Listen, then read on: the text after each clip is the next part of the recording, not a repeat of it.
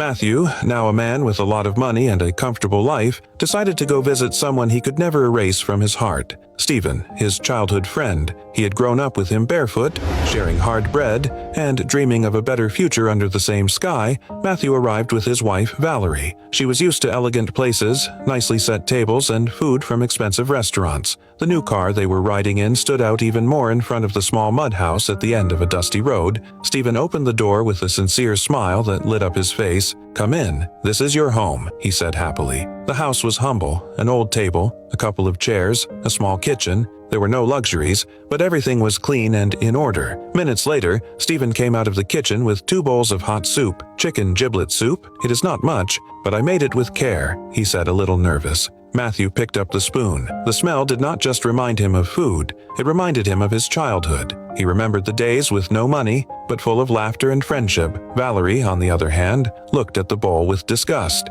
She stared at the chicken foot, the table with no tablecloth, and gently pushed the bowl away. "I am not hungry," she said coldly. "The smell is too strong." Stephen's smile disappeared. He lowered his eyes. Feeling like his effort had been worth nothing, Matthew set his spoon down for a moment and looked around. Then he noticed something. Stephen's old radio was not there, that radio that always played at night. In that instant, he understood everything. Stephen did not have enough food. He had sold his radio that same morning, so he could buy the chicken and welcome them the way they deserved. With eyes full of tears, Matthew took his wife's bowl and started eating it right in front of her. "You know why this soup tastes so good," he said with a broken voice. "Because it tastes like effort. Stephen has not eaten today. He sold his radio to serve you this, and you turned it down." Valerie went quiet, ashamed. Matthew pulled out his checkbook and handed it to his friend. "This is for your house and for the business we dreamed about when we were kids. You will never again have to sell the little you have just to eat." Stephen burst into tears and hugged him tight.